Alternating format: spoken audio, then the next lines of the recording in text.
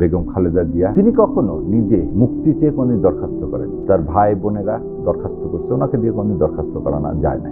এই ছাত্ররাই তো জীবন দিয়ে তাকে সরাইছে। সো ছাত্রদেরকে যদি আপনি বলেন ব্যবহার করা হয়েছে, তাহলে জুলাই অভ্যুত্থানকে আমরা মনে হয় একটু অবমাননা করব।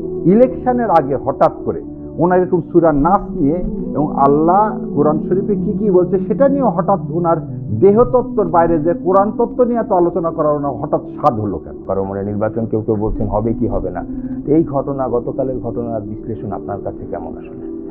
ধন্যবাদ আপনাকে। প্রথমে আমি সারা দেশবাসীর কাছে আমাদের সংগ্রামী বিএনপির নেত্রী, আমি বিএনপি নেত্রী বলি না তাকে বলি আজকে বাংলাদেশের নেত্রী বেগম খালেদা জিয়া, আল্লাহ ওনাকে সুস্থতা দান করুক, নেক হায়াত দারাজ করুক এবং তাকে আমাদের মাঝে সুস্থভাবে ফিরিয়ে আনুক।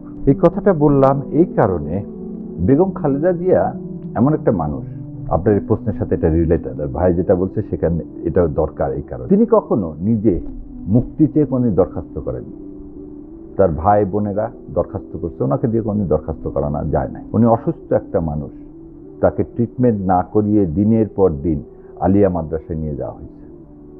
তাকে বলা হয় যে তার জেল হলো 5 বছর এবং সেটাকে যে 10 বছর করে দিলেন সাজা বাড়িয়ে, তাকে পুরস্কার স্বরূপ অ্যাপিলেট ডিভিশনে নিয়ে যাওয়া হলো। পুরস্কার স্বরূপ অ্যাপিলেট। সো বেগম খালেদা জিয়া যখন মামলা হয়, আমার সিনিয়র এজে মোহাম্মদ আলী স্যার খুব করুণ কণ্ঠে বলেছে, এই যে বিচারের নামে যে অন্যায় করা হচ্ছে, অন্যায়টা কি এদেশ থেকে সমস্ত রাজনৈতিক কালচার, শিষ্টাচার এবং রাজনৈতিক উদ্দেশ্যে একটা মানুষকে আপনি যেভাবে দিনকে দিন তিলে তিলে মৃত্যুর দিকে ঠেলে দিচ্ছেন, এর বিচার একদিন হবেই। দেখেন 5 বছর থেকে 10 বছর করলেন, তাকে জেলে রাখলেন, তিনি সন্তান হারালো, তারপরে কিন্তু তিনি এই দেশ ছেড়ে যায়নি এবং বলা হয় তার লিভার সিরোসিস ছিল। সো লিভার সিরোসিস এমন ওষুধ মানে জেলখানায় থাকা অবস্থায় দেওয়া হয়েছে যে ওষুধগুলো লিভার সিরোসিসের জন্য আরো ডেঞ্জারাস। তার মানে শেখ হাসিনা তাকে জেলখানায় খালি রাখছে শাস্তি দেওয়ার জন্য না, তাকে মৃত্যুর কোলে ঠেলে দেওয়ার জন্য। এবং এই বিষয়ে এখন পর্যন্ত কোনো ইনকোয়ারি হয়নি। আমি সরকারের কাছে আমার ব্যক্তিগত বাংলাদেশের একজন সিটিজেন হিসাবে এই দাবি জানাই, এই ইনকোয়ারি হয়ে যারা যে বিচারপতি যারা এর সাথে জড়িত তাদের সবার বিচার হওয়া উচিত। কেন এই কথা বললাম? ভাই যে বললেন ছাত্রদেরকে ব্যবহার করা হয়েছে, ছাত্ররা সেদিন হাইকোর্টে গেছেন, অ্যাপিলেট ডিভিশনের জাজেরা কি পদত্যাগ করতে বাধ্য হয়েছেন। অ্যাপিলেট ডিভিশনের জাজেরা যে জাজ ছিল, প্রতিটা জাজ একদম তারা কিসে জড়িত? তারা জুডিশিয়াল কিলিংয়ে জড়িত। তারা যে শপথ নিয়েছিল যে কি সংবিধান রক্ষা করবে, মানুষের অধিকার রক্ষা করবে, সেই অধিকার রক্ষা করা বাদ দিয়ে তারা একটা মনস্টার তৈরিতে হাতিয়ার হিসাবে ইউজ হয়েছে। এবং যারা এই সংবিধান নিয়ে মানে এই সংবিধান, ভারতের তৈরি সংবিধানকে বাইপাস করে স্বৈরাচার হিসাবে শেখ হাসিনাকে যাতে পাকাপোক্ত করা যায় তার জন্য সব করছে। আপনি ওই বিচারপতিগুলোকে রেখে এই বিপ্লবের পর আপনি কি একটা স্বাধীন যে আমরা আজকে যে মুখ দেখতে পাচ্ছি বা চেষ্টা করছি সংস্কারে, সেটা সম্ভব ছিল? এটা উনি শ্রদ্ধেয় মানুষ, ওনার কাছেই প্রশ্ন। তো ছাত্রদেরকে কেউ ব্যবহার করেন।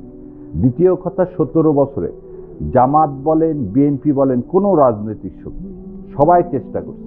দেখেন 13 সালে বেগম খালেদা জিয়ার নেতৃত্বে সবাই চেষ্টা করছে। শেষ দেখেন আগুন সন্ত্রাসের জনক হচ্ছে আওয়ামী লীগ। এবং দেখেন আজকেও একটা বাস পোড়ায় দিচ্ছে। সেই উনি সাংবাদিক মানুষ, উনি আরো ভালো জানে যে শাহবাগে হোটেল ইন্টারকন্টিনেন্টালের সামনে এই নানকেরা গান পাউডার দিয়ে 22 জন মানুষকে এবং শিশু সহ জ্বলন্ত মারা ফেলছে। এই 13 সালের আন্দোলনকে তারা করলেন কি, তারা নিজেরা তাদের বাসে আগুন দিয়ে সারা পৃথিবীর সামনে দেখালেন যে আগুন সন্ত্রাস করতেছে কারা? বিএনপি, জামাত বলে সেই আন্দোলনটাকে স্থগিত করে দিলেন। এবং দিয়ে প্রেক্ষাপটটা কি হলো দেখেন, যে শেষ 15 বছর ক্ষমতায় থাকলো এবং কোনো রাজনৈতিক দল তাদেরকে সরাতে পারেনি। এই ছাত্ররাই তো জীবন দিয়ে তাকে সরাইছে। সো ছাত্রদেরকে যদি আপনি বলেন ব্যবহার করা হয়েছে, তাহলে জুলাই অভ্যুত্থানকে আমরা মনে হয় একটু অবমাননা করব। আমার দ্বিতীয় যে কথাটা বললেন বাউলের কথা, শোনেন, সবাই সবার ধর্মকে আপনি কি করবেন, শ্রদ্ধা করবেন, এবং টলারেন্স সমাজে থাকতে হবে। যেমন উনি যেটা বলছেন এটা ওনার মত, আমি ওনার কথার মধ্যে কথা বলে ওনাকে আমি বাধা দিতে পারি না। এর নাম, that is not the beauty of democracy. উনি ওনার মত বলছেন, আমি আমার মত বলবো, এবং আমাকে এটা অন্যের মতকে, অন্যের সেটা যেটাই হোক আমাকে কি করতে হবে, সহনশীল হতে হবে, সহ্য করতে হবে। বাউল তারা তাদের নিজেদের একটা ধর্মে বিশ্বাস করে, কিন্তু তাকে তো এই রাইট দেওয়া হয়নি যে আরেকজনের ধর্মে, আমি আল্লাহকে বিশ্বাস করি, আমার বিশ্বাসকে সে আঘাত করবে। এবং এটা নিশ্চয়ই আর একটা জিনিস দেখেন, গত 17 বছরে এরকম তো হয়নি। ইলেকশনের আগে হঠাৎ করে ওনার এরকম সূরা নাস নিয়ে, এবং আল্লাহ কোরআন শরীফে কি কি বলছে সেটা নিয়ে হঠাৎ ওনার দেহতত্ত্বর বাইরে যে কোরআন তত্ত্ব নিয়ে তো আলোচনা করার ওনার হঠাৎ স্বাদ হলো কেন? সব কিছুই পরিকল্পিতভাবে, এই যে পরিকল্পিতভাবে করতেছে, এই ছাত্ররা আমাদেরকে মুক্তি দিচ্ছে বলে আজকে এই অনুষ্ঠানে আমরা 3 জন বসে থেকে কথা বলতে পারছি, নাহলে আমরা কথা বলতেও পারতাম না।